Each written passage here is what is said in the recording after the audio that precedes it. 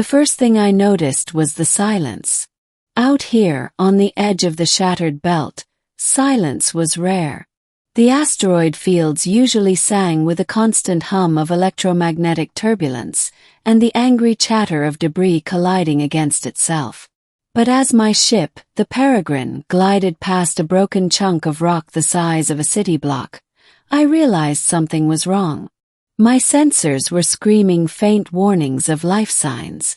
Weak, erratic, and faint as a candle in a storm. I should have ignored it. Out here, scavengers learned quickly that faint life signs usually meant a dying reactor, a hostile trap, or worse, remnants of the endless war between the Empire of Earth and the Dominion of the Stars.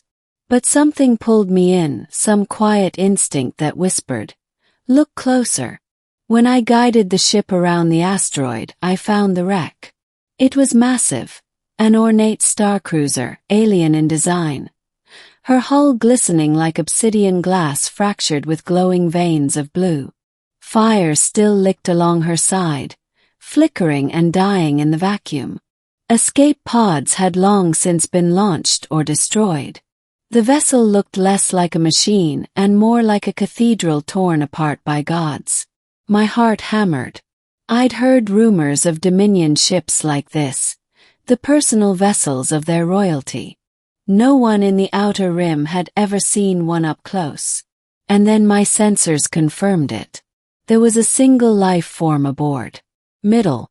Docking with the alien cruiser felt like trying to kiss a ghost. My maglocks barely held against the fractured hull, and my suit systems fought constant interference.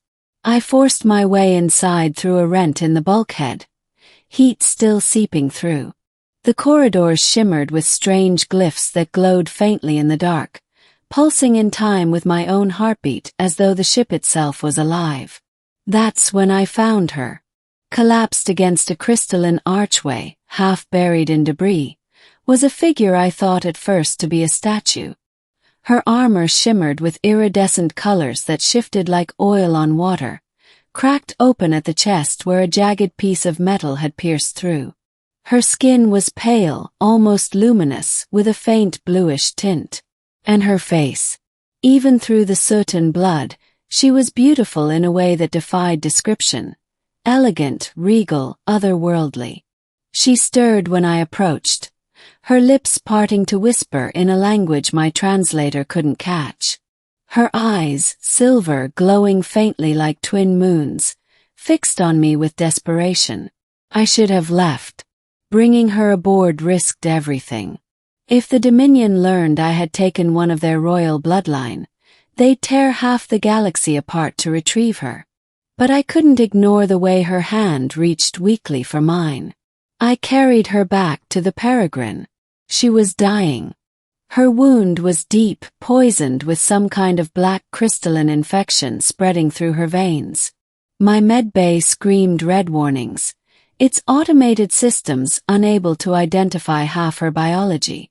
But I had some training in xenomedicine, scraps of experience from old jobs smuggling alien refugees.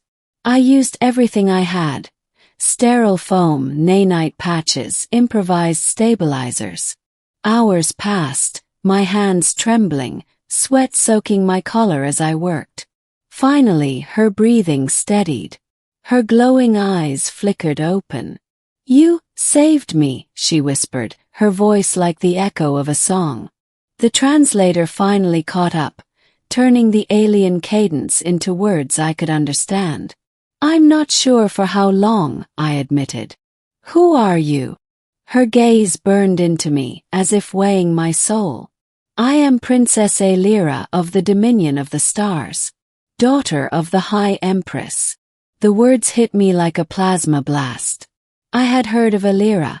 Rumors spread across the smuggler networks painted her as a warrior, a diplomat, and a symbol of unity among her people. And now she lay half dead on my medical bed, looking at me as though I was the only thing tethering her to life. She reached out weakly, her fingers brushing mine. "You are my savior." Over the next days, she recovered slowly under my care. I learned fragments of her story between fevers and silence.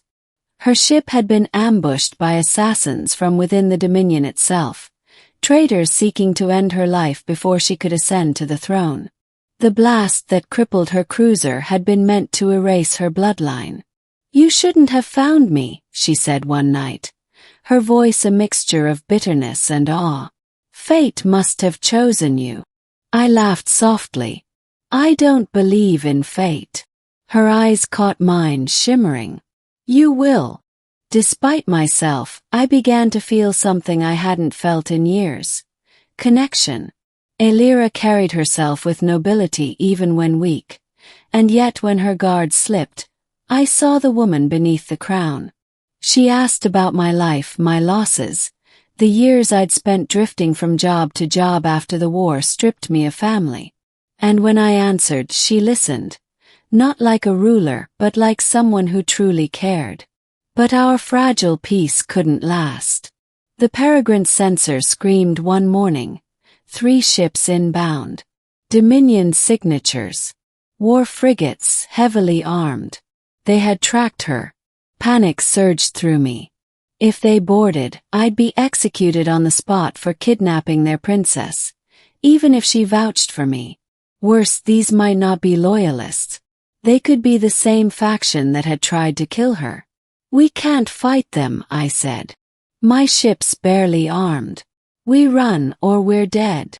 But Elira shook her head, her face pale but resolute. "If they catch us running, they will know. I must speak to them. They must see me alive, or the rebellion will grow." I stared at her, torn between reason and the strange bond that had grown between us. "If you step onto that comm, you could be signing your own death warrant." She reached out, her hand brushing mine again. "And if I hide, millions of my people may die in civil war. Please. Trust me, my savior." Against all instincts, I opened the channel. Ending. The face that appeared on the comm screen was hard and cruel. Admiral Coron, one of the Dominion's most feared military leaders. His eyes narrowed when he saw her. "Princess Elira," he said coldly. "Alive. Impossible." "Your traitors failed," she said, her voice steadier than her trembling body betrayed. "I live. And by the authority of my blood, I order you to stand down." There was a long silence. The Admiral's gaze shifted to me briefly, then back to her. "You should have died," he growled.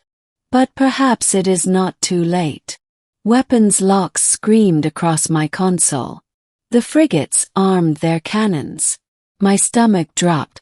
Then Elira rose, gripping the medbay railing for strength. She leaned into the screen, her silver eyes blazing. "Fire upon me, and the entire Dominion will know you as traitors. Spare me, and I will remember your loyalty when I claim the throne." For a long, agonizing moment, nothing happened. Then, slowly, the weapons locks disengaged. The Admiral's jaw tightened. "As you command, Princess." And the comm screen went dark. When it was over, Elira collapsed into my arms, trembling. Relief surged through me so strong I could barely stand. "You did it," I whispered. "No," she murmured, her face pressed against my chest. "We did. I would not be alive without you." Her hand tightened weakly around mine.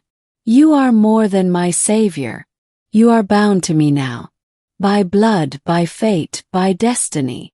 I wanted to protest, to tell her I was just a scavenger, a nobody.